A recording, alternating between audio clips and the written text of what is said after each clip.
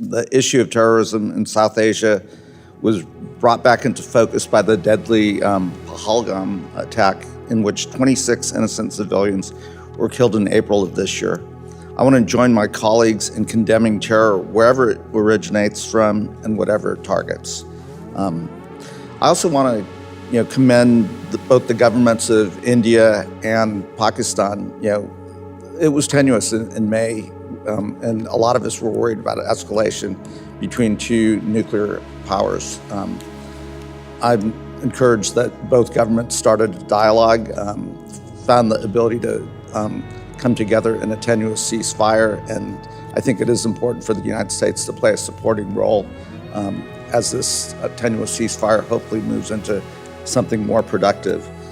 Also, when I think about these two countries, these are two very different countries on two very different trajectories. You see India, Ms. Curtis, you just pointed out, fastest growing economy in the world, the importance of the U.S.-India relationship, from the Quad to strategic geopolitical security in the region to countering the threat of China in the region. This is a trajectory that is moving in a very positive direction. You contrast that with Pakistan, a struggling democracy, the highest terror threat in the world in terms of domestic terror, and certainly a cross-border terror threat to India. Struggling economy, you see climate change impacting Pakistan. So both countries have two very different reasons for not wanting a return to war. And again, I think the United States has an important, critical role supporting the dialogue between these two countries, but it is a dialogue discussion between the governments of India and the governments of Pakistan. Ms. Curtis, you alluded to this in your opening statement, but in an article you authored in Foreign Affairs in May, you wrote that Trump, a self-styled deal maker, may be tempted to try to permanently resolve the status of Kashmir, but he should resist the urge. Any effort by Washington to strike a final deal could encourage Pakistan to fuel further terrorist attacks against India. It will needlessly strain the U.S.-India relations, and it will almost certainly not work. Would you care to elaborate on that? Well, thank you.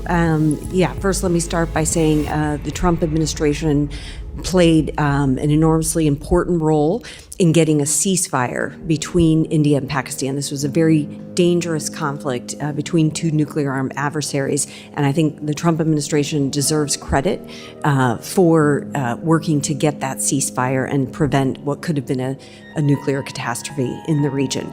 The point that I wanted to make in my Foreign Affairs article is that there's a difference between the U.S. getting the two countries to back away from the brink of war, and the idea that somehow the U.S. might be able to get the two sides to resolve this 80-year-old territorial dispute, which I don't think is possible. I've been following India-Pakistan relations for 30 years, and it is not possible for the U.S. to be able to mediate a solution. I know we're Americans, we have this can-do attitude, but this is something that only the two countries themselves can resolve. That was my point. Right. And as I think about next steps, you pointed out the identification of some of the folks that led some of these attacks in terms of cross-border threats. It does seem, from the Indian perspective, if Pakistan were to address and arrest some of these individuals, that may be a necessary next step to thinking about further dialogue. Again, I don't know what peace in this region looks like, and I fully agree with you that it's going to take the two countries. I do think that America has a role in supporting that conversation. What do you think those next steps should be, both from Congress but also as we try to support a dialogue between these two countries? I think that's right. I think the U.S. does have a role in encouraging the two sides to get back into a dialogue, because if they're not in a dialogue, we're apt to have another crisis very soon. But I would say that India is probably unlikely to agree to go back to a broad-based dialogue until Pakistan takes active steps to crack down on terrorists on its own territory. So I think we need to, as we're encouraging dialogue, we also need to press Pakistan to take tangible, concrete steps that show they are cracking down on terrorists that attack India. Great. Committee on South and Central Asia will come to order. The purpose of this hearing is to discuss the current terror threat landscape in South and Central Asia and examine potential opportunities for U.S. action and regional cooperation to address the terrorist threat. I now recognize myself for an opening statement. Today, we will discuss the current terror threats and the landscape throughout South and Central Asia and potential opportunities for the Trump administration to enhance our regional counterterrorism strategy.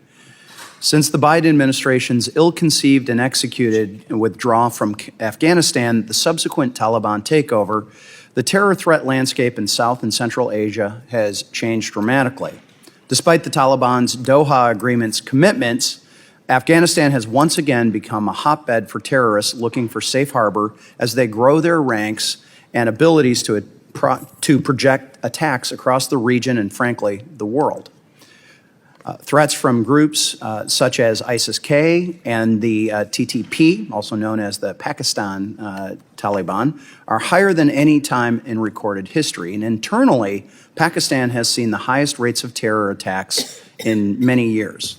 And of course, the recent attack in Pahalgam reminded us all that the militant threat in Kashmir has not subsided. For decades, the United States has remained the global leader in the fight against terrorism, and we have engaged our international partners through bilateral agreements and multilateral mechanisms that have supplied our allies with training and equipment to ensure that they are able to stop the spread of terrorism from further poisoning our world. However, the threat has persisted since the 2021 ISIS-K bombing at Abbey Gate, which killed 13 American servicemen and 170 Afghan civilians and wounded many others, including one of my constituents from Southwest Michigan. The Taliban claims to be doing their best to eliminate the ISIS-K threat. However, while the Taliban claim victory, ISIS-K continues to wreak havoc, conducting attacks that target everyone from innocent civilians to Taliban officials, all while continuing its effort to radicalize and recruit from diaspora communities across and even outside of Central Asia. Last year, we saw the growing ISIS-K threat manifest as hundreds were killed in attacks in both Moscow and Tehran, and through the foiled plot to attack the 2024 Summer Olympics in Paris. Nevertheless, the United States continues to display strong leadership, working closely with our partners such as the Pakistanis, who recently arrested a key planner in the Abbey Gate attacks. That individual has since been brought to the United States to stand trial for his crimes. The Pakistanis themselves are no strangers to the terrorist threat that festers within their own borders. 2024 was one of the most violent years in over a decade for Pakistan. So, groups such as Tehrik-e-Taliban Pakistan and the Baluchistan Liberation Army threaten civilians and Pakistani security forces alike. Rising violence from such militant groups and others pose a significant threat to Pakistan's internal security and has been the source of much friction between Pakistan and its neighbors in the region. Most recently, we saw the devastating attack on the Indian-controlled Jammu and Kashmir, where 26 individuals, primarily tourists, were brutally and deliberately killed in cold blood by militants. The attack led to a military conflict between two major nuclear powers, the first of its kind in years. I want to be clear, I respect India's sovereign right to defend itself against rogue actors seeking to sow instability in the volatile region. But I support and encourage both sides to work earnestly to resolve the areas of conflict. As we discuss the challenges emanating from the region, it's essential to assess the tools that we have at our disposal to continue the fight against terrorism. The Trump administration has a unique opportunity to find new ways to engage our regional partners and find a new path to stability and security. So I want to say thank you to our witnesses, Ms. Curtis, Ms. Todd, for being here today. And I look forward to a robust conversation. And with that, I yield back, and I recognize Ranking Member Kamlager-Dove for 5 minutes for an opening statement. Thank you, Mr. Chair, and thank you to our witnesses today, I know one of whom just got in last night from the other side of the globe. I am glad that this subcommittee is having our first regional hearing on such a critical bipartisan issue. And just off script, counterterrorism is not a Republican or a Democratic issue. and nor should it be. And it shouldn't be subjected to the partisanship that we are seeing in these halls. And I know that there's so many hearings that are put on for the culture wars and the clickbaits, and this is not one of them. And I applaud the chair for working to get this back on the schedule. Though I believe there are many reasons why we should be invested in the future of South and Central Asia, being an effective and credible partner on counterterrorism is particularly important. Just 2 months ago, we witnessed a terrible attack targeting civilians in Pahalgam, which set off a crisis between two nuclear powers. The threat remains serious. The world's largest concentration of U.S.-designated foreign terrorist organizations is in Central and South Asia. I want to focus in on particularly ISIS-K, the terrorist group that increasingly poses the greatest direct threat to the United States. ISIS-K is the most lethal branch of ISIS and is internationalizing its recruitment to carry out attacks beyond the region. Successful high-profile operations in Russia and Iran in 2024 demonstrated the group's growing ability to direct and inspire atrocities around the world. ISIS-K has increasingly targeted Europe, with plots foiled in Germany, Austria, Turkey, and France. I think we should all take seriously the U.S. intelligence community's warnings that the group's ultimate goal could include striking the U.S. homeland. Although ISIS-K's operations in Afghanistan and Pakistan remain a serious concern, an important enabler of the group's expanding global reach is its ability to recruit and radicalize individuals from Central Asian states. Political repression, lack of economic opportunity, community fragmentation from mass labor migration, and governance failures and corruption all create grievances among Central Asian nationals that ISIS-K is quick to weaponize. Added to that, a lack of education and poor media literacy increases people's vulnerability to online propaganda that ISIS-K is aggressively disseminating. Like many of the foreign policy challenges we face, addressing and preventing the threat of ISIS-K from ever reaching our shores requires the U.S. to be engaged and proactive, not isolationist and retreating. And dealing with a challenge as complex and persistent as terrorism requires a multifaceted and well-resourced foreign policy toolbox, including security cooperation, public diplomacy, economic support, development, and intelligence. Unfortunately, I'm concerned that this administration has eliminated many of the tools we have used to address the terrorist threat in the region, removing lines of defense we have had in place for decades. In fact, it's hard to imagine what resources will be left if U.S. foreign assistance is cut by 84%. How much of the remaining funds will even be devoted to South and Central Asia if it's all merged into an America First Opportunity Slush Fund, or whatever that is, or what personnel will be available to support counterterrorism efforts if we're firing entire chunks of the department, including RIFs supposedly going out tomorrow to the counterterrorism unit. But even if we ignore all of that, the administration has already taken actions that I'm worried have sabotaged our ability to combat terrorism in the region. Illegally dismantling the U.S. Institute of Peace, which was supporting the repatriation and reintegration of ISIS fighters to their home countries and breaking the cycle of extremism. And canceling U.S. assistance to civilians of Afghanistan, contributing to a worsening humanitarian crisis. Terminating USAID's countering violent extremism and economic development programs that were critical to addressing the drivers of radicalization in Central Asia. And then shutting down RFE-RL, including its local Tajik network, Radio Ozodi. If this committee is serious about countering terrorism, and we should be, and I believe this chair is, it is essential that we not only maintain hard capabilities, but deploy the tools that help our partners address the root causes of terrorism and radicalization. It is time for us to stand up and talk about these issues. I look forward to working with my colleagues on this important bipartisan issue, and with that, I yield back. Gentlelady's time has expired. We are pleased to have our distinguished witnesses with us here today. First, we have Lisa Curtis, Senior Fellow and Director of the Indo-Pacific Security Program at the Center for a New American Security and a former NSC Senior Director for South and Central Asia in the first Trump administration. We also welcome Brianne Todd, Professor of the Practice of Central Asian Studies at the National Defense University. So thank you both for being here today.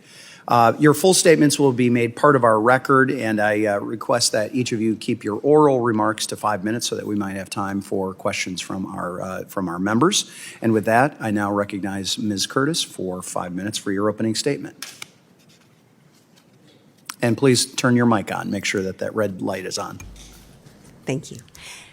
Chairman Huizenga, Ranking Member Kamlager-Dove, and other distinguished members of the subcommittee. It is an honor to testify before you today, and I will briefly summarize my written remarks. The terrorism landscape in South and Central Asia is complex, and it requires the focused attention of the United States to monitor and contain threats that impact the security of the U.S. homeland, as well as broader U.S. national security interests. The presence of ISIS-K in Afghanistan has become an increasingly global concern, especially since it claimed 2 major attacks last year in Russia and Iran. ISIS-K operatives plotting attacks in the West have also been arrested in Europe and the United States, and U.S. officials have raised concerns about ISIS-K's capabilities and intent to target the United States. While U.S. and Taliban interests converge on the need to counter ISIS-K, the two sides differ considerably on how to contain the overall terrorist threat in the region, as well as on human rights and women's issues. The Taliban can never be viewed as a counterterrorism partner. This is for several reasons. First, the Taliban remains allied with al-Qaeda, with whom it fought side by side for 30 years. Second, the Taliban have opened tens of thousands of religious schools which are inculcating a new generation of young Afghans with their extremist ideologies. Third, the Taliban has increasingly cracked down on the rights of women and girls. Afghanistan is the only nation in the world that forbids girls from going to school. Now let me turn to India and Pakistan. The recent India-Pakistan conflict was precipitated by the April 22nd terrorist attack in Indian Kashmir, which New Delhi has blamed on the U.S.-designated Pakistan-based terrorist group Lashkar-e-Taiba. India retaliated on May 7th by striking the LET Lashkar-e-Taiba headquarters in Muridke in the Punjab province of Pakistan, as well as at several other sites in Pakistan. What transpired afterward was arguably the most serious conflict between India and Pakistan since their 1971 war. Following 4 days of Indian and Pakistani missile and drone strikes on each other's military installations, U.S. officials intervened to broker a ceasefire on May 10th. Pakistan has long hosted terrorist groups that attack India. It's even backed groups like the Haqqani Network that conducted some of the most brutal attacks on U.S. forces in Afghanistan.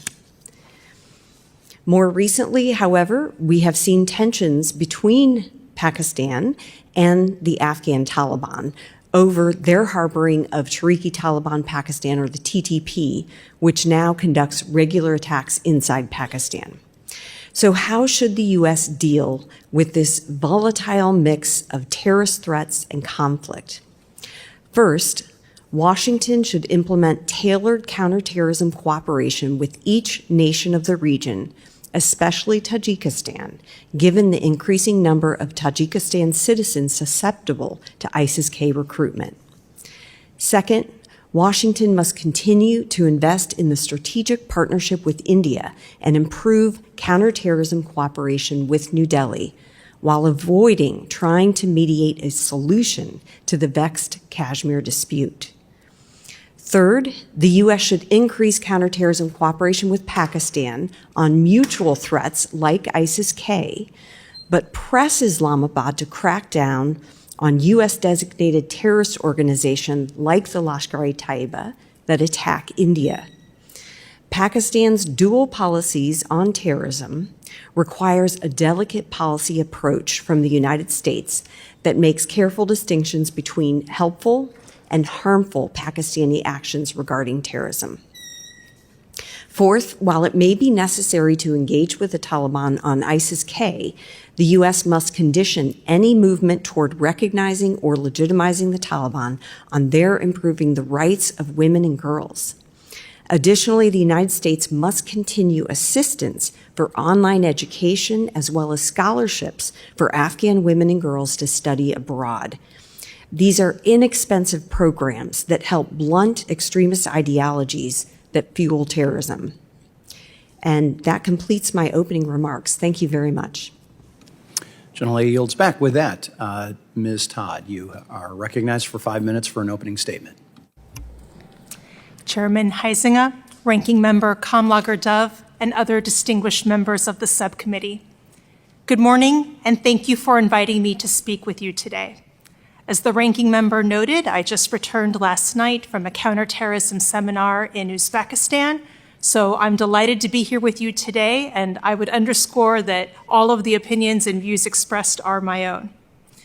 You've received my written testimony, so today I will focus on 3 main points about the evolving terror threat in Central Asia and why U.S. leadership remains crucial.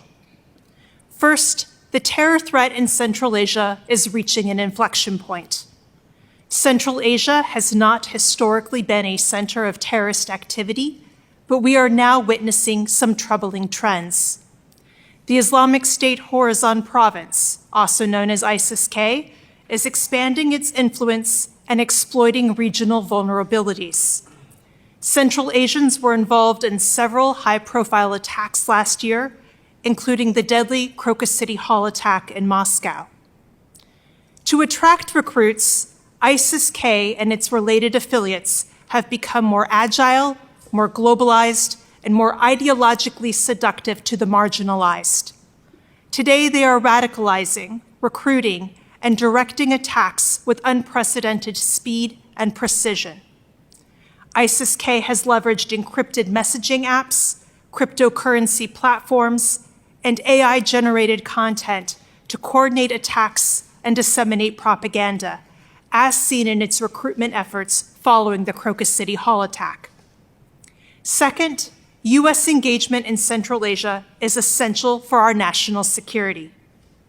I've asked them to project a map, and if you can see the map, the region sits at a strategic crossroads, bordered by Russia, China, Afghanistan, and Iran. For over 30 years, the United States has supported the sovereignty, stability, and security of these countries.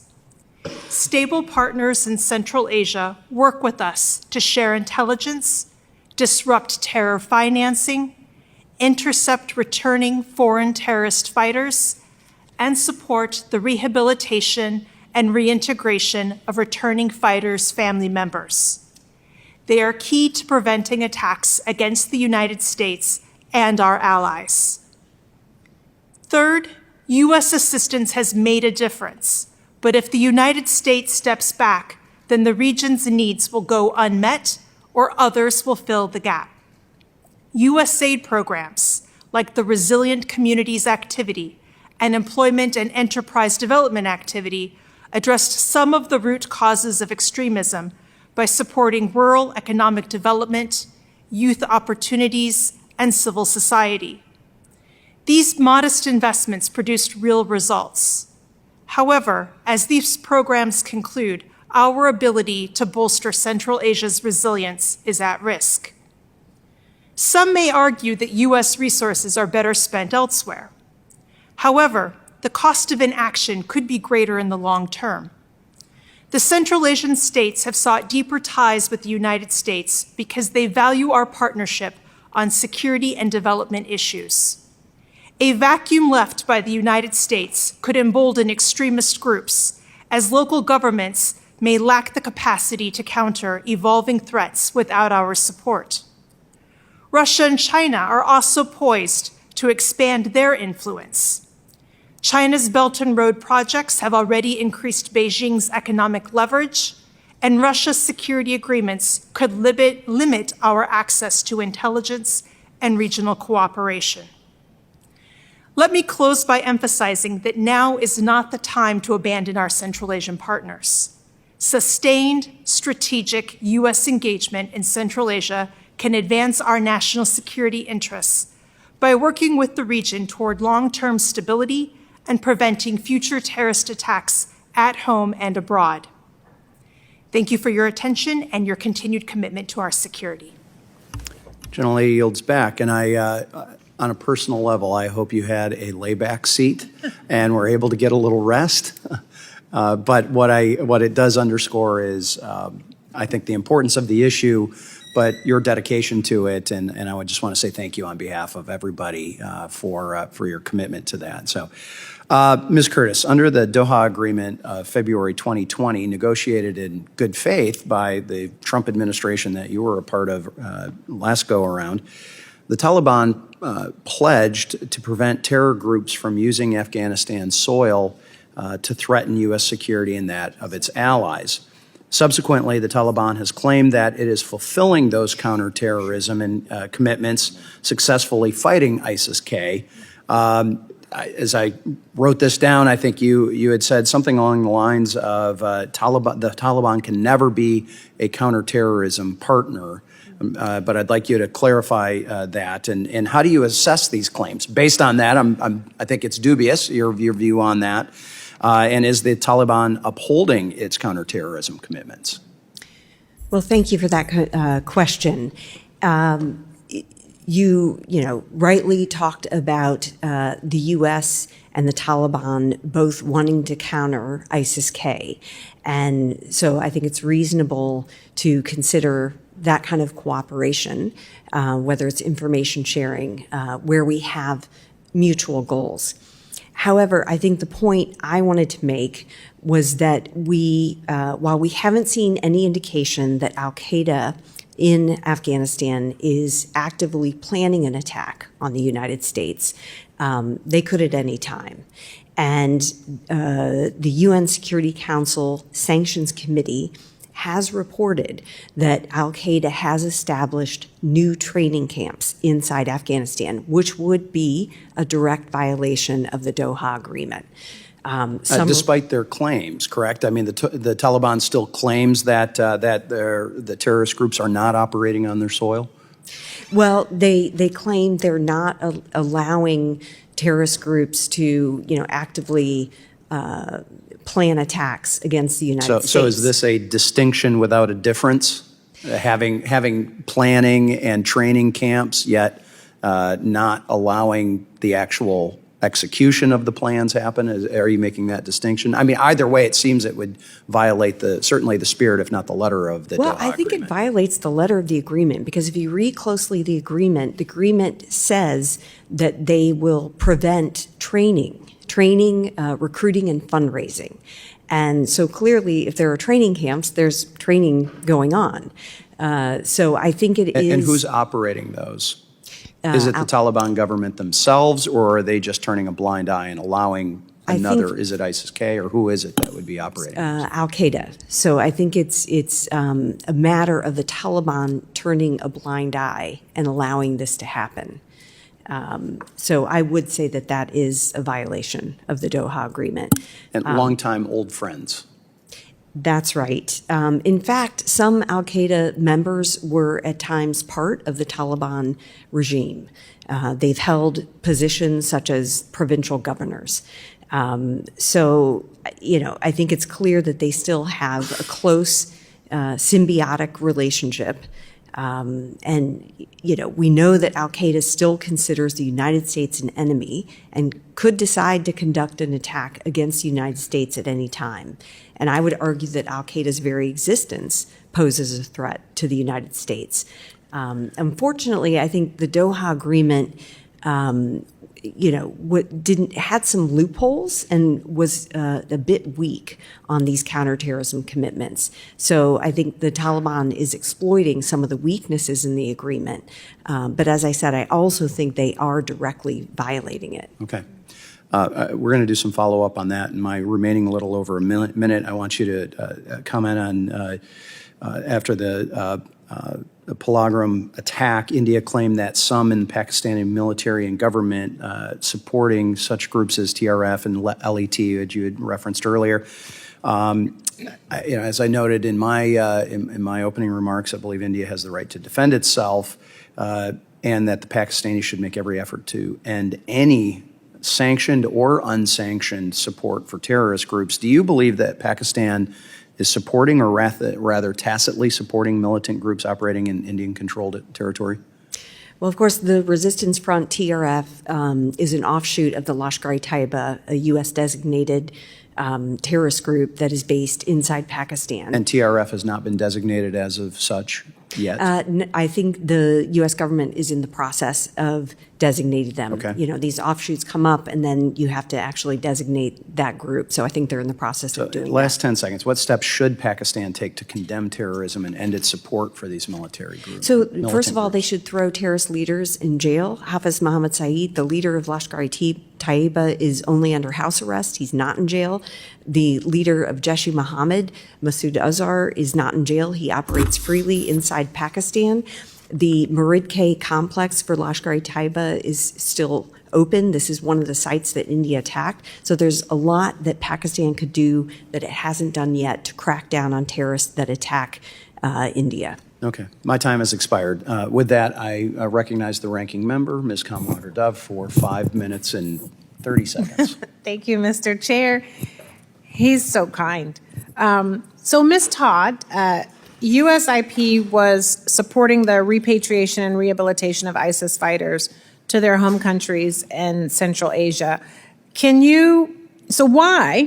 Why are repatriation and rehabilitation efforts so critical to counterterrorism in the region? And how will they suffer from the dismantlement of USIP? Thank you for that question, Ranking Member. So first of all, I think USIP, I'm not entirely sure what their current status is right now. It seems like they may be back operating, but the point is they did have a program where they were working extensively with partners in the region on rehabilitation and reintegration of foreign terrorist fighters, but more specifically their family members. A lot of these individuals were in camps in Syria. That is not a place that we want them to stay. The conditions there are terrible, but also by having these individuals in a camp in Syria, we are increasing the risk that they will be radicalized there. Thus, we wanted to work with our partners in Central Asia to bring them home, help them get treatment, help them be reintegrated back into their communities. And that was a large part of what USIP was doing with their programs, working with local partners on the ground, both governments, but also civil society organizations, but also doing it with support from the U.S. government, specifically USAID. Yeah. A lot of these programs require just material support in terms of when these individuals return home. Many of them do not have jobs, do not have homes to return to, so helping them get settled, find their footing essentially in their local communities, and help them reestablish their lives. So that's a good segue to my next question, because the president's budget request would zero out the existing accounts used to provide assistance to Central Asia and South Asia and redirect resources into one large America First Opportunity Fund, which would have actually no visibility from Congress, no guardrails. When I was young, people called it mad money. But both of your testimonies suggest that we should be looking at Central and South Asia and really doing what we can to support our partners. And you just also mentioned material support and other forms of assistance. So can you talk about the risk that now we will have if we are not designating support to this region? Yeah, I will admit I have a lot of concerns about the America First Opportunity Fund. I think in theory it's a good idea, but I think how it ends up being executed in practice is something I'm concerned about, because $2 billion sounds like a lot of money, but it really isn't. And then when you open it up to global emerging priorities, I think that there will be a lot of competition among countries, among issues, in terms of what does the U.S. government fund. One of the things that we're always emphasizing to our partners is that we do not fund one-off things, that we are looking to achieve long-term goals that require sustained engagement. I think if we don't have dedicated funding for engagement with South and Central Asia, we risk having funds diverted to other countries, other issues, as more emerging priorities come up. So that is something that I'm very concerned about. I think, too, as you pointed out earlier, with restrictions or reductions in personnel at the State Department, I'm a little concerned about how that funding will be executed in terms of individuals being qualified to do some of these programs. If these are just not people who've been working in the region, who don't have experience in things like public health, education, civil society, do we have the experts that we need to use these funds most effectively? Thank you for that. Ms. Curtis, I have a question for you. Interestingly enough, the chair and I probably took the same note from your opening remarks. The U.S. withdrew from Afghanistan, but we continued to provide, educational assistance. And then those programs were terminated by this administration. And we know that women and girls are vulnerable. In the last few seconds, if we're terminating education programs that are even online, forcing women to go to madrasas where we know radicalization is happening, how vulnerable are these folks to the radicalization that is coming out from the Taliban and their partners, al-Qaeda? Well, I'm glad you raised this point because I think this is a crucial point that if we stop providing education programs for the women and girls in Afghanistan, it's not only a humanitarian cost to those women, it also will help to fuel extremist ideologies in the country. There will be no way that these women can get educated, and it will make it easier for the Taliban to inculcate their extremist ideologies throughout the population. So I think this is a national security interest, and my hope is that the Trump administration will continue the programs that we have. American University of Afghanistan, which is educating women now in Doha. That campus is now in Doha in Qatar. 200 Afghans, including many women, were scheduled to start classes in the fall at the Doha campus. And I've heard that funding may be canceled. So my hope is that the Trump administration will maintain these programs because they're important to protecting U.S. national security interests. And I also would like to make the point, you raised Radio Free Europe, Radio Liberty. In the interest of full disclosure, I am the board chair of Radio Free Europe, Radio Liberty. These programs also are helping to fight extremism in the region. We can talk about Central Asia, where RFERL broadcasts in all 5 of the Central Asian languages. They report on extremism, terrorism. They report on trends in the region, and they help to promote, de-radicalization and to fight extremist trends in the region and in Afghanistan. I'm so sorry. The lady's time is well expired by now, so we'll be able to continue that in written form. Just add it into another answer. Thank you. At your discretion. The gentlelady's time has definitely expired. So with that, the gentleman from Pennsylvania, Mr. Scott Perry, is recognized for 5 minutes. Thank you, Mr. Chairman. Ladies, thank you for your presence here today. Pakistan's been playing a game for a long time now, harboring terrorists and supporting terrorism funding or being supportive funding of terrorism, playing both sides of the same coin. At what point do we consider putting them back on the Financial Action Task Force gray list? Is there a time? Is there any action they could take would prompt you to believe that should take place? Okay. Either one. Okay. Sure. I'll take it. Yes, I think this is something that should be considered. I think we should be looking at the links of the April 22nd attack in Indian Kashmir to Pakistan-based groups. And if those are indeed found, I will note that the Indian media has reported that in Indian investigations, they have found that 3 of the perpetrators of the April 22nd attacks are Pakistani nationals, one with direct links to Lashkar-e-Taiba. So I think... Surprise, surprise. So again, look, we got a limited amount of time to ask questions here. American tax dollars are at stake. I think you're marginally, or at least I could characterize you as somewhat critical of the president's agenda to curtail some of this funding to this region. I think that's a reasonable discussion to have with the rising China and their involvement there.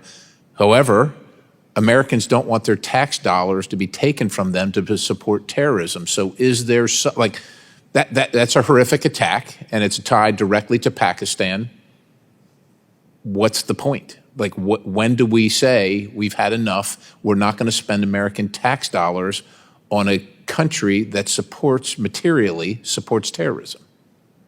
Yes, well, I think the U.S. should demand that Lashkar-e-Taiba and Jaish-e-Mohammed, 2 U.S. designated terrorist groups, be completely shut down in Pakistan. And if they're not, then you would suggest put Pakistan on the gray list or the black list.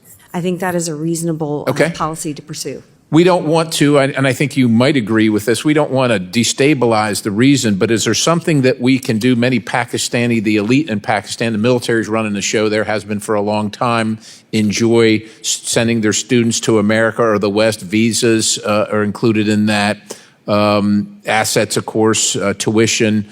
Do you recommend using any of the control that we have in that regard to kind of encourage them to start doing the right thing regarding terrorism? I mean, down to the person.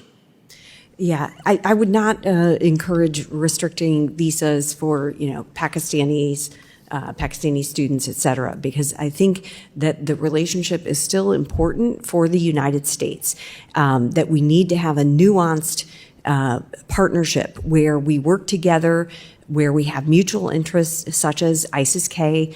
President Trump acknowledged Pakistan's role in helping to capture and extradite one of the perpetrators of the Abbey Gate bombings. So there are areas where the U.S. and Pakistan can work together. We also don't want to see Pakistan wholly reliant on China.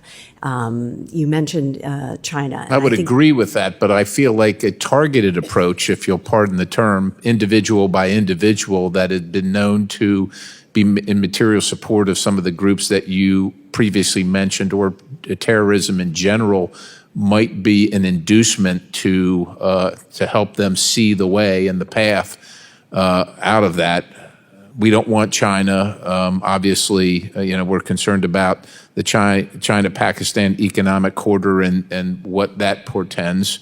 We'd like to see more, regarding India and SARC. But let me, in the remaining time, Modi's statements seem to depart from their traditionally pacifist, his recent statement, their traditionally pacifist stance. What can the United States be doing to encourage a more of a collaborative and reliable partnership with the biggest democracy on the planet, which is, of course, India, given the careful balance that we're trying to strike? India used to be a Warsaw Pact nation. There's some history there. What can we be doing now to encourage a better, stronger relationship as the United States vis-a-vis Pakistan and China? Well, on India, we should be investing in that strategic partnership across the board. India is one of the most important countries when it comes to countering China. We have mutual interest in working together, and India, fastest growing economy, 5th largest economy, 4th most powerful military. And my time has expired. I appreciate it. Thank you. I yield. Gentleman yields back. With that, the congressman from California, Mr. Barra, is recognized for 5 minutes. Thank you, Mr. Chairman. Obviously, this hearing comes at a very timely moment. The issue of terrorism in South Asia was brought back into focus by the deadly Pahalgam attack, in which 26 innocent civilians were killed in April of this year. I want to join my colleagues in condemning terror wherever it originates from and whatever it targets. I also want to commend both the governments of India and Pakistan. It was tenuous in May, and a lot of us were worried about an escalation between two nuclear powers. I'm encouraged that both governments started a dialogue, found the ability to come together in a tenuous ceasefire, and I think it is important for the United States to play a supporting role as this tenuous ceasefire hopefully moves into something more productive. Also, when I think about these two countries, these are two very different countries on two very different trajectories. You see India, Ms. Curtis, you just pointed out, fastest growing economy in the world, the importance of the U.S.-India relationship, from the Quad to strategic geopolitical security in the region to countering the threat of China in the region. This is a trajectory that is moving in a very positive direction. You contrast that with Pakistan, a struggling democracy, the highest terror threat in the world in terms of domestic terror, and certainly a cross-border terror threat to India. Struggling economy, you see climate change impacting Pakistan. So both countries have two very different reasons for not wanting a return to war. And again, I think the United States has an important, critical role supporting the dialogue between these two countries, but it is a dialogue discussion between the governments of India and the governments of Pakistan. Ms. Curtis, you alluded to this in your opening statement, but in an article you authored in Foreign Affairs in May, you wrote that Trump, a self-styled deal maker, may be tempted to try to permanently resolve the status of Kashmir, but he should resist the urge. Any effort by Washington to strike a final deal could encourage Pakistan to fuel further terrorist attacks against India. It will needlessly strain the U.S.-India relations, and it will almost certainly not work. Would you care to elaborate on that? Well, thank you. First, let me start by saying the Trump administration played an enormously important role in getting a ceasefire between India and Pakistan. This was a very dangerous conflict between two nuclear-armed adversaries, and I think the Trump administration deserves credit for working to get that ceasefire and prevent what could have been a nuclear catastrophe in the region. The point that I wanted to make in my Foreign Affairs article is that there's a difference between the U.S. getting the two countries to back away from the brink of war, and the idea that somehow the U.S. might be able to get the two sides to resolve this 80-year-old territorial dispute, which I don't think is possible. I've been following India-Pakistan relations for 30 years, and it is not possible for the U.S. to be able to mediate a solution. I know we're Americans, we have this can-do attitude, but this is something that only the two countries themselves can resolve. That was my point. Right. And as I think about next steps, you pointed out the identification of some of the folks that led some of these attacks in terms of cross-border threats. It does seem, from the Indian perspective, if Pakistan were to address and arrest some of these individuals, that may be a necessary next step to thinking about further dialogue. Again, I don't know what peace in this region looks like, and I fully agree with you that it's going to take the two countries. I do think that America has a role in supporting that conversation. What do you think those next steps should be, both from Congress, but also as we try to support a dialogue between these two countries?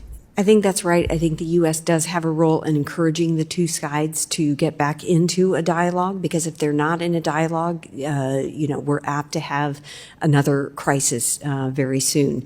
But I would say that India is probably unlikely to agree to go back to a broad-based dialogue until Pakistan takes active steps to crack down on terrorists on its own territory. So I think we need to, as we're encouraging dialogue, we also need to press Pakistan to take tangible, concrete steps that show they are cracking down on terrorists that attack India. Great. And I'm out of time. Gentleman's time has expired. The delegate from Guam, Mr. Moylan, is recognized for 5 minutes. Thank you, Mr. Chairman. Although the threat of terrorism from global actors has diminished from its peak, it remains a clear risk to the U.S. homeland and U.S. interests abroad and regional stability. Major terrorist groups continue to operate mainly in the Middle East. However, according to the Homeland Threat Assessment 2025 by the Department of Homeland Security, ISIS regional branches in Afghanistan and Pakistan have been increasingly active beyond Afghanistan and now pose a growing threat to the broader region. The recent example in India illustrates that terrorism and related military actions remain real threats to peace and stability in the region, and that could impact global security. The President's announcement that the U.S. mediate the ceasefire here demonstrates that the U.S. has vested interest in Central Asia and highlights the need to develop a comprehensive plan to contribute to the regional stability. The U.S. has been engaging in counterterrorism cooperation with major regional players, India through the Quad framework. These four countries have been depending their collaboration on information sharing and countermeasures against the use of emerging technologies by terrorist groups. And since global terrorism needs to be addressed through multinational efforts, the Quad framework has great potential to counter terrorism threats in the region. So, Ms. Curtis, during your service, and thank you for your service at NSC, you contribute to expanding cooperation within the Quad and advancing the South Asia strategy. Based on those experiences, how do you assess current administration strategies for engaging with the Quad? Also, how can Quad enhance its collaboration to address terrorist activities in the region? Well, thank you for that question. Very proud what I did in the first Trump administration and, what President Trump himself did to revive the Quad after a 10-year hiatus. And it's now become a focal point for U.S. engagement in the Indo-Pacific region. And President Trump has committed to attending the Quad summit in New Delhi this fall. So I think we can expect to continue to see the Quad expand and deepen its cooperation, and this will be critical to meeting the challenge of a rising China. And so I think that we can expect to see expansion in technology cooperation, energy security, maritime security, across the board. It will never be a military pact. That is not something that India wants to be a part of, a military alliance, but it can be, everything just short of that.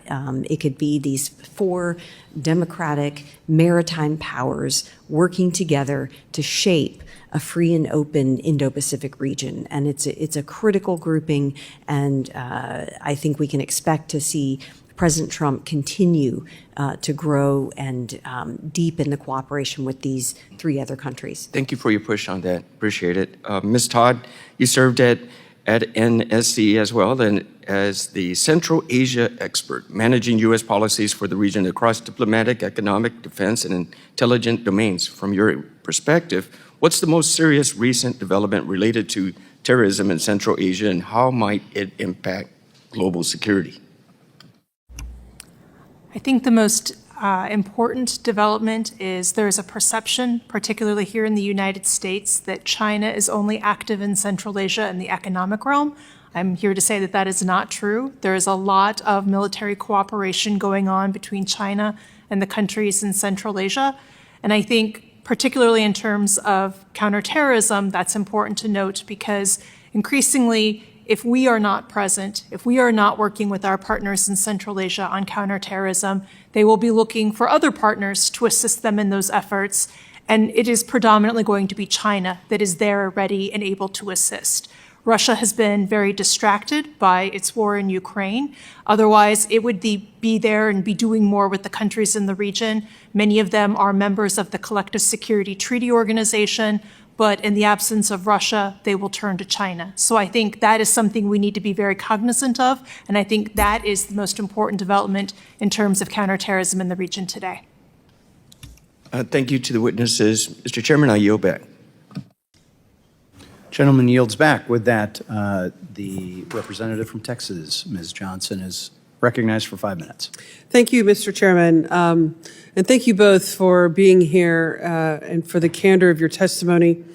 I agree with my colleagues that counterterrorism must be a priority because we never know when it's going to rear its ugly head. And so we must constantly prevent and prepare wherever we can. As both of you highlighted in your testimonies, not addressing the root causes of radicalization can have tragic consequences.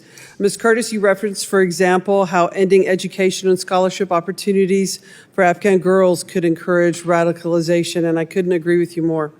Ms. Todd, you listed high unemployment and weak governance and religious political repression as determinants as well, and I also agree with you. So I'm presuming that we can all agree that it is fundamental for the United States national security that we continue to tackle the underlying drivers of radicalization and continue to use the soft power of the United States in this region, and it's critically important. Is that correct? Yes. And so I presume that you all both also agree fundamentally that the administration's reckless dismantling of USAID and these programs in there is a complete compromise of our national security and is making us vulnerable. Is that true as well? Yes. Yes. And I appreciate that because the thing is that we've had lots of hearings in foreign affairs, and you are not the first two witnesses to come before this committee and say that the reckless dismantling of USAID by this administration is putting our nation at risk. But yet, the Republicans in Congress consistently fail to do anything. I would love to see, Mr. Chairman, a bipartisan letter from this committee to the administration to tell them how important USAID programs in Afghanistan are to educate women and girls for our national security. I would love for the bipartisan area of this committee to tell this and move this forward. But instead, we have hearing after hearing where witnesses as highly educated and trained as yourselves come before us to say, these programs are harming America if we cut them. And yet, the administration is still recklessly cutting them, making our nation less safe. And you brought up something that was really important to me also, was Radio Free Europe. You agree, don't you, that it is critically important that the United States have Free Europe, Voice of America, Radio Free Europe, all of these programs that disseminate the values of democracy in this part of the world, don't you? Yes, I do. Yeah, and I really appreciate that because yesterday we had to endure Carrie Lake coming to our committee to tell us how they are dismantling the entire program. But it is a valuable program. You're intimately involved with it. And it is not a program that solely disseminates Chinese propaganda, is it? Absolutely not. Yeah, so her testimony yesterday was completely false when she comes to this committee and says that Voice of America and American investment in these programs is not effective. That's wrong because you are on the grounds and you were part of the Trump administration. And you've come to this committee honestly with accurate candor to tell us just how important these programs are in keeping America safe. And it is so troubling to me that this administration has so recklessly abandoned U.S. role. And I really appreciated both of your comments when you implied that if we leave the space, who's coming in? When we abandon our partners, we abandon these programs of education and economic opportunity, of creating people the ability to grow their own food. I mean, these programs are vital to keeping people out of a radicalized, militarized, terroristic bent of their mind frame. Isn't that right? Yes. Would either one of you care to elaborate? Yeah, if I could just expound on Radio Free Europe, Radio Liberty's work. They also still broadcast to Afghanistan through Radio Azadi. And half the Afghanistan population listens to this reporting, which provides a U.S. perspective on global developments. Also, Radio Azadi reaches Afghan women. It has a call-in show where Afghan women's voices can be heard, their concerns can be heard. That is so important. It is so Absolutely. important to have these perspectives and these ideas and these values broadcast and communicated to these countries, because if they don't hear it from us, they're not hearing it it from anywhere, right? They're just hearing the opposition. They're hearing the voices of anti-American propaganda if they don't hear these programs. Russia and China invest billions in getting their propaganda and disinformation out. And if the Gentlelady's U.S. time. does not have international broadcasting. I really appreciate you Gentlelady's both time being has here. expired. Thank you so very much. I yield back, Mr. Chairman. Gentlelady's time has expired. With that, the Congressman from Indiana, Mr. Shreve, is recognized for 5 minutes. Thank you, Chairman Huizenga. And I would just lead off by saying that I appreciated the remarks that the ranking member led off with.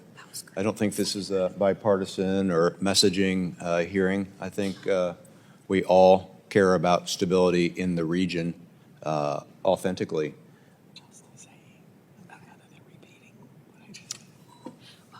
I'm not trying to lead Ms. Curtis in this question, but in your view or the view of your senators, how would you characterize the difference in the approach of the Trump administration as it relates to its approach to security in the region relative to that of the Biden administration? In broad strokes, that characterization of the difference here. Well, I think the Biden's withdrawal from Afghanistan was a disaster. It was a chaotic disaster, completely unplanned, and resulted in the horrific terrorist attack at Abbey Gate, where we lost 13 U.S. service members and almost 200 Afghans. So I think that a major difference that I have seen is more thought given to protecting United States interests by the Trump administration and thinking about the security of our service members as well as Americans on the ground. So I think that's one difference. And in terms of, I think that the Trump administration also, showed that it could calm down tensions between India and Pakistan, and that it was capable of intervening in a positive way to get a ceasefire between the two countries. Even though we didn't see such an India-Pakistan crisis during the previous administration, the Biden administration, I'm not sure that they would have had the sort of, ability to get the two sides to pull back from the brink. I appreciate that. The intervention that resulted in a quelling of the tensions that came to a crescendo just recently there in the region, was that a consequence of the president leaning in between the two parties at nearly the level that he did just recently with Iran and Israel? Although we clearly didn't take a military interventionist role there. Did you see that direct intervention from the chief executive in quelling the peak of tension just recently in India and Pakistan? I think, are you asking about the resolve of President Trump in trying to bring a solution to a problem in the region? Is that your question? Yes, it's just he leaned in so directly, principle to principle, in Iran and Israel. And did you see that in your from your close-in perspective in India and Pakistan? Yeah, so I'm not in the administration now, so let me be clear. So, I don't know exactly what happened behind the scenes, but I from what I have understood by talking to people, the U.S. Did play a role in getting the two sides to a ceasefire. And, I don't have the details on, President Trump talking directly to leaders, but I do know that U.S. officials were talking to leaders inside India and Pakistan and helping them come to this ceasefire agreement. Thank you. Ms. Todd, you noted that China's engagement in the region wasn't just economic, but also military. Would you characterize their approach as being agnostic? They'll sell to anyone, or have they picked sides in terms of who they're keen to trade with in the region? I think it, on the surface, looks agnostic in terms of you have these 5 countries to the west of China. It's a great neighborhood. They're seeking partners. They're going to go forth and work with whoever they can there. On the other hand, they very clearly have targeted the countries that immediately border China. So that would be Kazakhstan, the Kyrgyz Republic, and Tajikistan. I think first and foremost, China is most concerned about its own security. So certainly they want to work with the countries that they see as their most immediate partners in dealing with their own internal security issues. I think that's part of the reason why we've seen so much cooperation with Tajikistan in particular. They're very concerned about the area bordering both Tajikistan and then that little piece of Afghanistan, the Wakhan corridor. So insofar as they can work with their Central Asian partners to address their own needs, that is their foremost priority. Sorry, the gentleman's time has expired. Thank you, Mr. Chairman. Thank you. Yes, and we are, these are great issues, and we're looking at potentially a second round here as well, that we might be able to explore some of those a little more in depth, but we do need to get through our folks right now. So with that, Congresswoman Jayapal is recognized for 5 minutes. Thank you so much, Mr. Chairman, and thank you to our witnesses for being here today. Our country's foreign policy has long suffered, in my view, from an over-reliance on military interventions and reactive security measures, and often, importantly, taken without congressional approval, as our Constitution says. I have been quite consistent in calling out both Republican and Democratic presidents who have taken actions that amount to war without approval from Congress, just as I did recently with Donald Trump in calling out the dangerous and escalatory strikes on Iran that I think put us on the brink of another forever war and risk the safety of American service members and civilians. I certainly hope that the ceasefire holds and that we can get back to a negotiated agreement to ensure that Iran does not develop nuclear weapons. I think we have to recognize that radicalization and repressive regimes don't develop in a vacuum. These are dangers that arise from extremely complex and multifaceted socioeconomic drivers. And to truly address these issues, I think we have to be proactive and confront root causes instead of adopting that purely reactionary posture. I'm deeply concerned that our ability to address radicalization and extremism, including with our soft power tools, has been decimated in numerous ways by this administration, including the cuts to USAID programs throughout the region.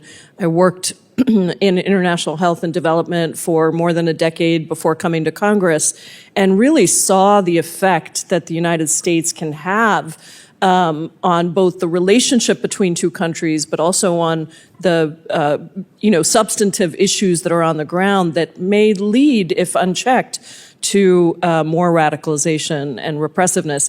Trump's State Department has maintained a level 4 do not travel advisory for Afghanistan, noting risks of civil unrest, crime, terrorism, risk of wrongful detention, kidnapping, limited health facilities, including specific threats to dual nationals or green card holders who previously supported the U.S. mission in Afghanistan. Despite these dire conditions, his administration recently announced the end of temporary protected status for Afghans.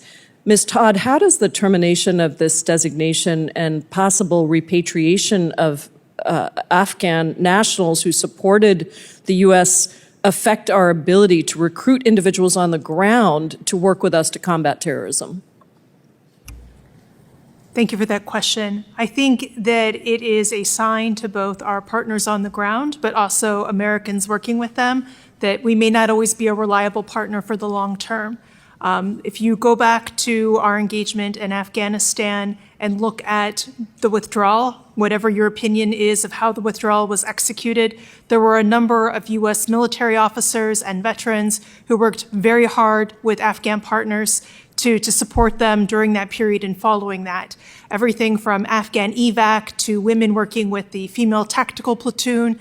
I think that the Afghans that we worked with are really struggling now because if they're here and they were brought in under humanitarian parole, there is a risk that they will be repatriated to Afghanistan. I think for Americans working with these individuals, there's great concern because these are our allies. These were our partners. We worked with them for 20 years. And what message does it send if we abandon them now?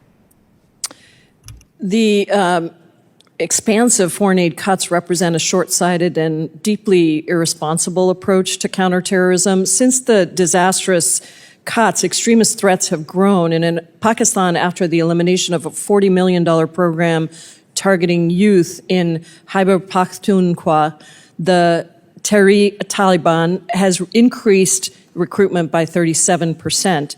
It's particularly concerning in the wake of the May 6 terror attacks in Pahalgam, Kashmir, which I condemned in no uncertain terms at the time. I wonder if you can give me more context for the negotiation that's been interrupted by those Pahalgam attacks, the Indus Water Treaty.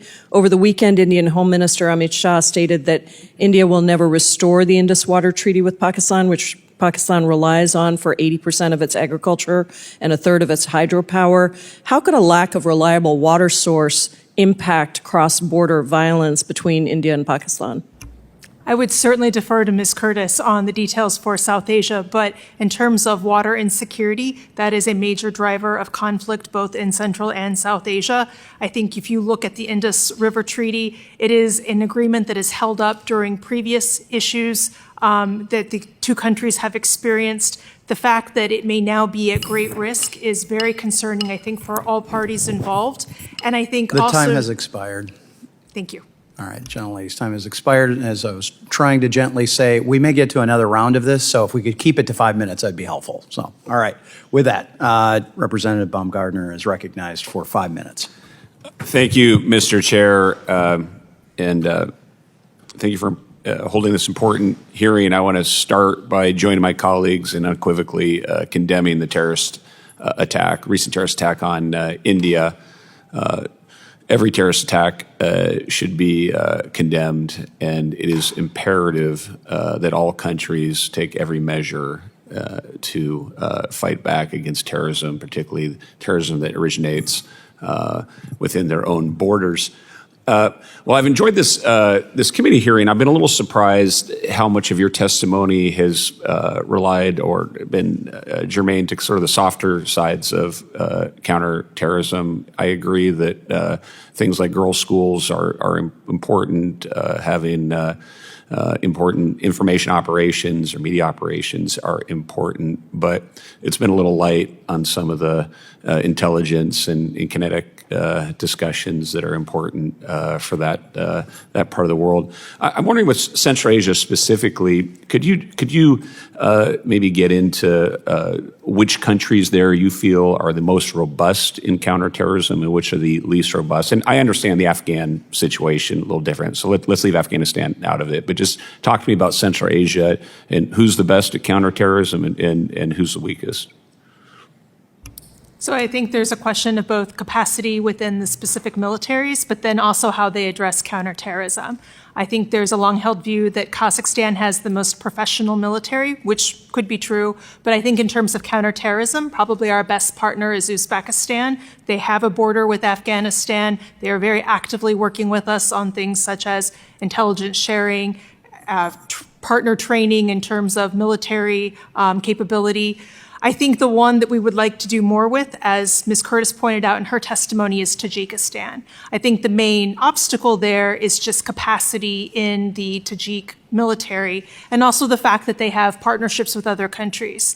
They are a member of the Collective Security Treaty Organization, which means they do a lot of training with Russia, also are working very closely with China, but that is certainly a partnership that we should continue to support. And with respect to those countries, how would you rate their biometrics analytical programs and their surveillance programs? I mean, certainly China has used a lot of those programs, and we're seeing them across the region in places like the UAE and others, but do you have a read on their biometrics? I think that they will work with us in terms of when we are able to provide them both training and equipment, and that is something that we have sought to do. However, you also have the Chinese training and equipment that can be provided. So insofar as we are able to work with them in our way of working, that is certainly the preference. In How much different would our counterterrorism, would the capability of our counterterrorism operations be there if we had a forward operating base at a place like Bagram versus run operations out of Qatar? I don't think I'm qualified to make that determination at this point, but I think having a forward operating base in the region certainly poses particular potential benefits, but also risks at the same time. And can you speak to the terrorist attack on Russia from Islamic terrorists originating from that region, and what's the Russian response been, and how are they working with those countries? Initially, the Russian response was that Ukraine was responsible for that attack. We know that that was not, in fact, true, that it was very much individuals from Central Asia who had been radicalized by ISIS-K who executed that attack. I think initially then the Russian response was to crack down on all individuals from Central Asia. That has been a very unpopular response both in Russia among the migrant communities, but also in Central Asia as well. As a country with which many of the Central Asian countries have had long-term partnerships, it has been viewed very negatively. And I do want to return to Afghanistan just quickly in my remaining 40 seconds. We're going to do this really quick. Obviously, we have deep fundamental differences with the Taliban government, but how would you rate their efforts at the moment to prohibit transnational terrorists? I don't think that we should trust the Taliban. I get that, but are they prohibiting transnational terrorists? I don't think they're doing it to the extent that we need them to. Thank you. Gentleman yields back.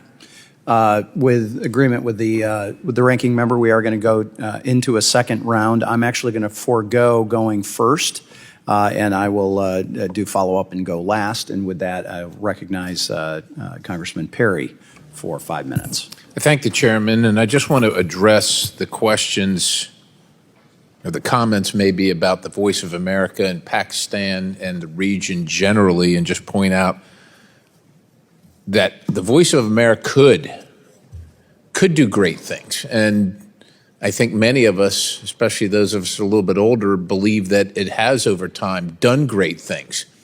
Unfortunately, there's a different experience in the recent past, and it's important that we acknowledge that so that we can fix that. And I think that while Ms. Lake, who was here yesterday testifying, acknowledged those things, also said that those programs could be rolled back up into the State Department where they originally existed, where there could be some oversight, because there is none now. There's none now, and it is evidenced just by a couple examples. And we'll go beyond the Voice of America and USAGM, but I'll just remind everybody in the room that Sesame Street Pakistan, which was $20 million, neck deep in corruption, finally ended, thank goodness, when it was exposed. That's just one of the many things. There was I don't even know how this happened, but the fact that a transgender cross-dressing man reporting for the VOA in Pakistan, I mean, I just thank the good Lord that the man's able to stay alive, because those parts of the world usually don't see that as something that they approve of. And I don't know how that helps promote America's core interests abroad. But we spent money on that. We also wasted $100,000 on a cricket team sponsorship in Afghanistan. The Voice of America did that.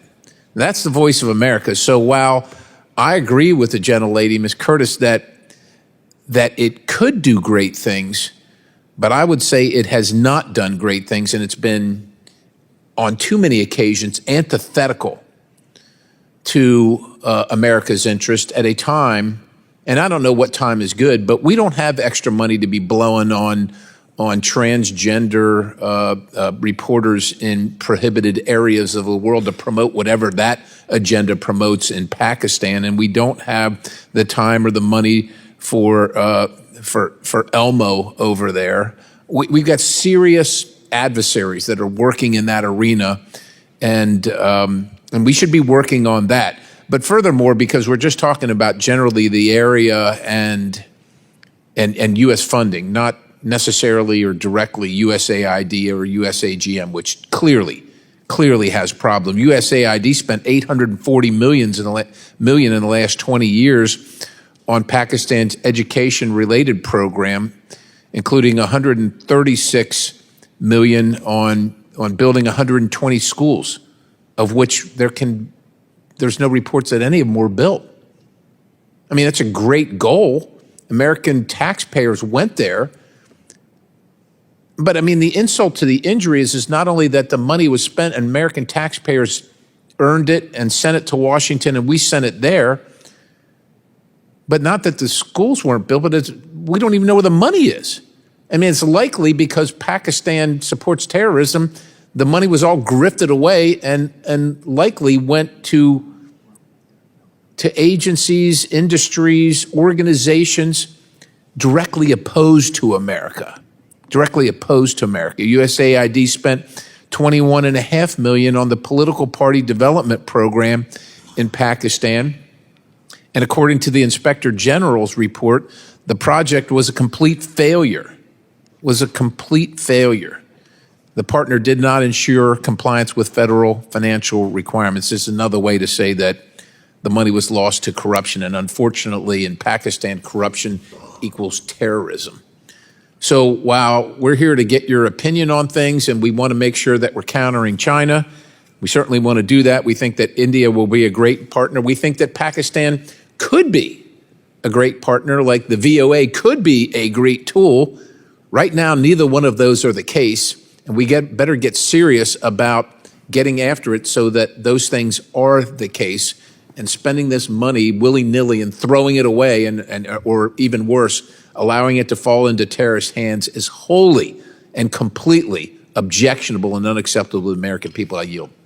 Gentleman's time has expired. With that, the ranking member is recognized for 5 minutes. Thank you, Mr. Chair. You know, I had to take a shower immediately after the hearing yesterday because I had my fill. And my hope was that I would not have to do that today after this one, because it is an opportunity for us to have a substantive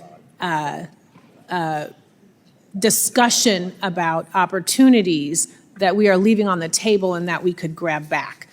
So I appreciate thus far the discussions we've been able to have. I hope we can recalibrate. I'm asking us to recalibrate back to the important topics at hand. So, Ms. Todd, you were talking a little bit about what would happen if Afghans are repatriated. And so, you know, in my mind, it's like we've sacrificed people who actually help keep some of our people alive. Could you be a little more specific about what might happen to Afghans that are repatriated? Sure. I think that there are differing views on what the situation is currently in Afghanistan in terms of reprisals against former government officials and military personnel. So certainly if we were to repatriate those individuals, I think there might be some assessments that they would be fine, that the Taliban would leave them alone. There are other assessments that they would be at great risk.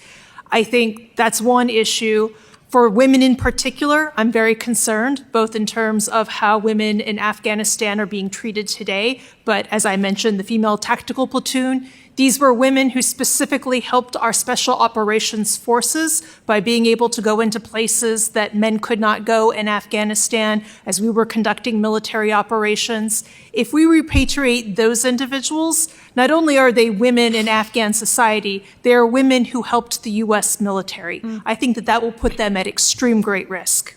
Thank you for that. Ms. Curtis, I know we've talked a lot about Radio Ozodi. Specifically, could you give examples about how the independent news reporting actually has helped counter extremist narratives in Tajikistan? Mm-hmm. Yes. Well, I think there's a couple of examples here, and I would point to some reporting that the Tajik service did, the RFERL Tajik service, in exploring the social and economic factors that give rise to youth radicalization in Tajikistan, and also the the fact that they are reporting in the languages of the region, providing a U.S. perspective is important. And I think there has also been reporting where the RFERL reporting in Tajikistan on the family members of the perpetrators of the attacks in Moscow on the Crocus City Hall. So they did some in-depth reporting that on the actual attackers that came from the family members. So they were able to do that. They're on the ground. They have good sources. So a lot of really good investigative reporting that is helping us actually, figure out the sources of extremism and terrorism in the region. I'm gonna cut you off because I have limited time and I don't want the chair to hit the gavel on me. But quickly, in your view, what kind of assistance or cooperation should the U.S. be providing to help support stability in Bangladesh? So I think the U.S. does need to be engaged in Bangladesh, and the U.S. was doing important work that was being carried out, by organizations like the National Endowment for Democracy and the International Republican Institute, working with political parties, encouraging election participation. These are all, very important activities, democracy promotion.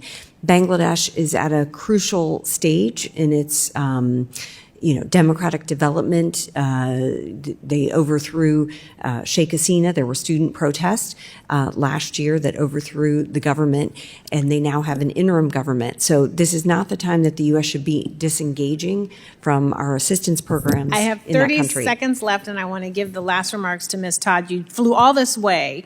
How can the U.S. support economic development and resilience in Central Asia?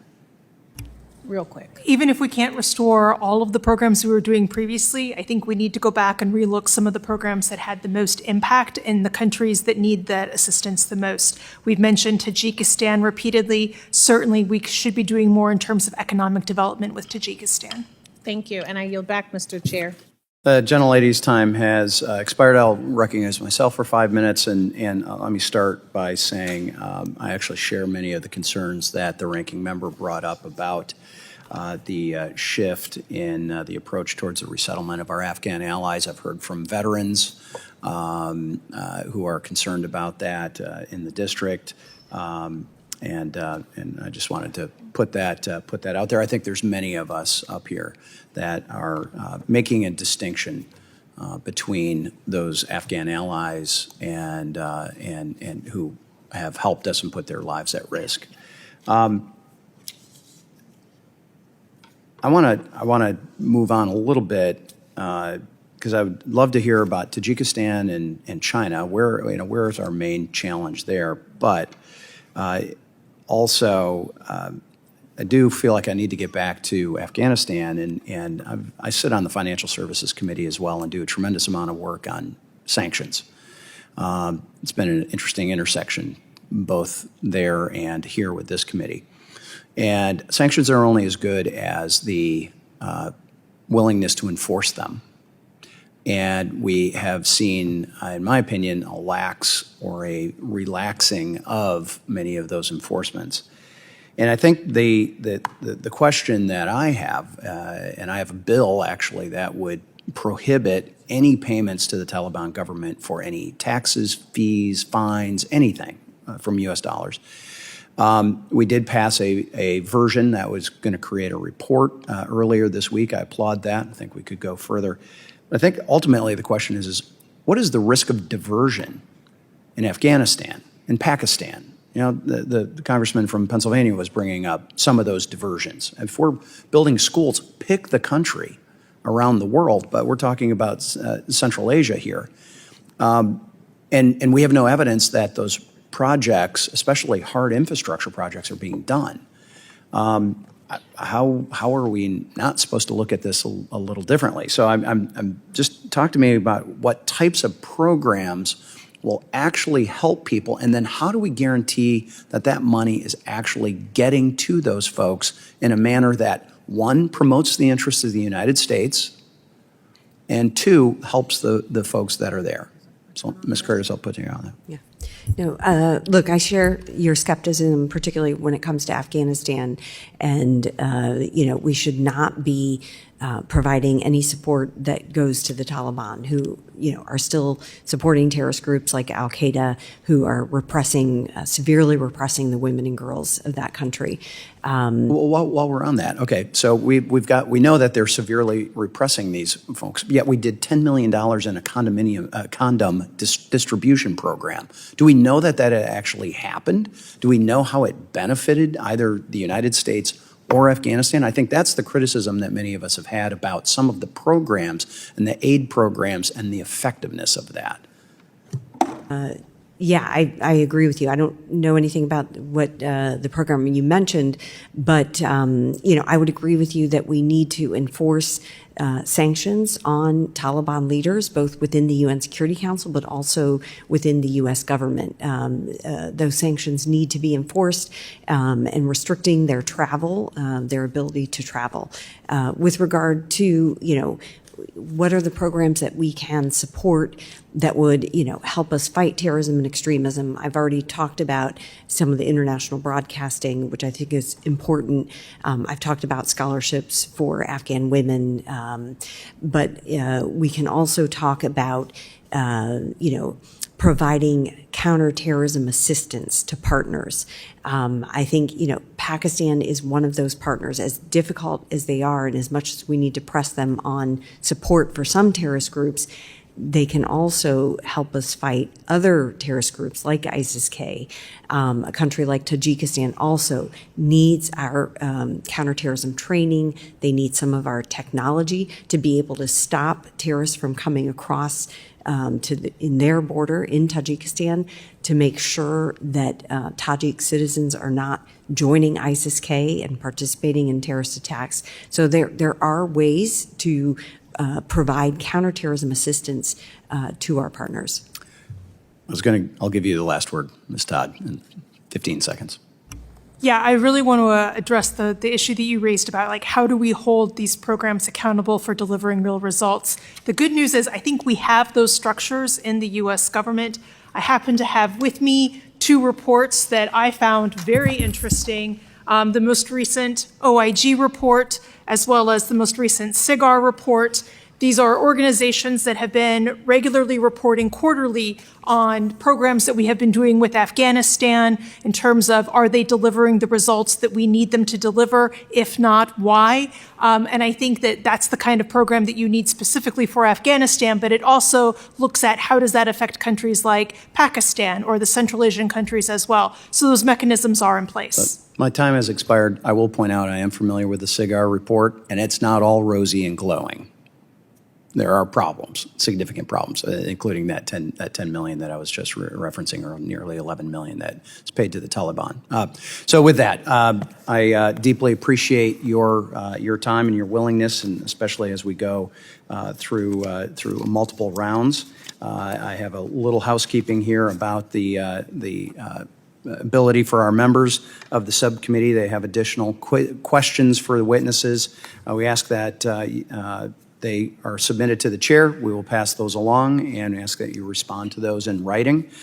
Pursuant to committee rules, all members may have 5 days to submit statements, questions, and extraneous materials for the record. Subject to length limitations and without objection, the subcommittee stands adjourned.